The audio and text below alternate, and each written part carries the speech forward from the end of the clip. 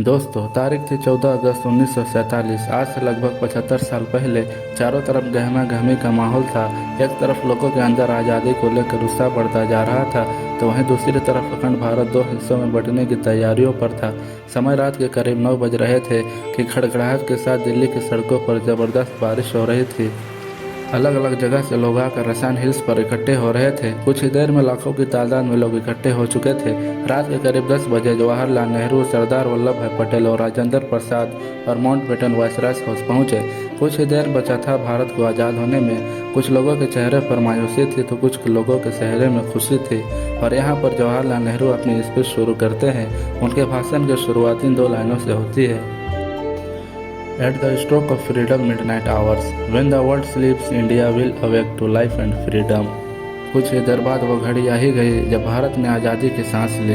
रात 12 बजे शंखनाद से हमारे देश की आज़ादी का आरंभ हुआ, जिसमें ग्राउंड पर खड़े लोग महात्मा गांधी के नाम के नारे लगाए जा रहे थे।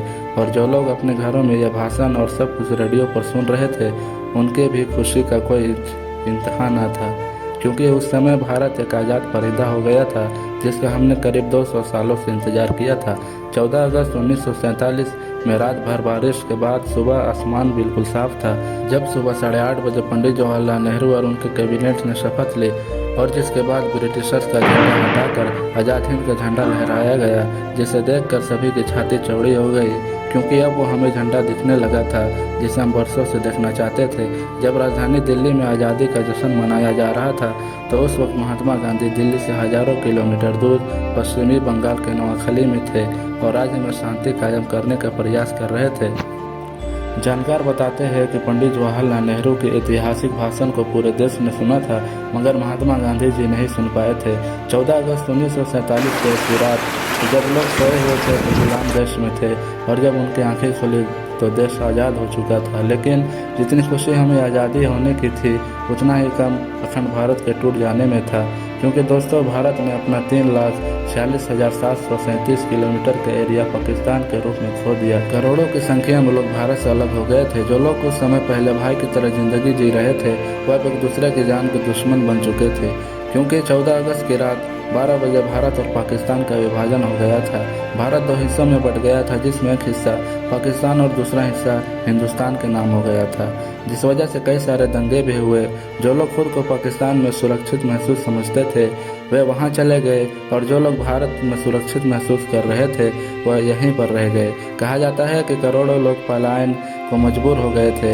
इन दंगों में हजारों लोगों की मौत के घाट उतार दिया गया, और यह सारा खेल अंग्रेजी हुकूमत का ही था, जिसने डिवाइड एंड रूल का खेल पहले से ही खेल रखा था, जहां हिंदुस्तान के अंदर हिंदू और मुसलमान के बीच भर दिए थे। वरना आज़ादी से पहले तक हम सभी भाइयों की तरह साथ में जी रहे थे। हमें हमारी जाति के आधार साया और याद दिलाया, जिसके बाद हम आपस में ही लड़ने लगे। और दोस्तों, हिंदुस्तान और पाकिस्तान के विभाजन की सबसे बड़ी वजह यह भी थी कि मोहम्मद अली जिन्ना देश के पहले प्रधानमंत्री बनना चाहते थे, लेकिन पंडित जवाहरलाल नेहरू को प्रधानमंत्री बनाने का वादा महात्मा गांधी पहले ही कर चुके थे।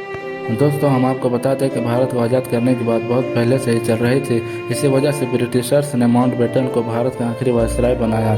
बाकी इसके बाद भारत को आज़ाद देश घोषित कर दिया जाए, लेकिन भारत के हिंदू और मुसलमान भाई आपस में ही लड़ने में उतारू थे, और यही ब्रिटिश चाहते थे, क्योंकि ये लड़ाई की चिंगारी उन्होंने ही लगाई थी, जो आग अब तक हमारे सीने में चल रही है। लेकिन दोस्तों, इससे भी ज़्यादा अफसोस की बात यह है कि ब्रिटिशर्स ने हमारे साथ हर वो जुल्म किया जो हम याद करें तो हमारे आंखों में आंसू आ जाते हैं, लेकिन फिर भी उन्हें बारातियों की तरह विदा किया गया। और 1500 ब्रिटिश सैनिकों की पहली टीम 17 अगस्त सन 1947 के दिन अपने देश के लिए लौटी। आखिरी टीम उसके 1 साल बाद यानी कि 27 अगस्त सन 1948 के दिन निकली। और जब ब्रिटिशर्स के आखिरी सैनिकों की टोली हमारे देश छोड़कर जा रही थी, तो बैंड बाजों के साथ विदा किया गया। उसी दिन सभी ब्रिटिशर्सों का नाम हमारे देश के नक्शों से निकल गया। दोस्तों, यह थी हमारी आज़ादी की पूरी कहानी। दोस्तों, आज के लिए इतना ही। मिलते हैं अगली वीडियो पे।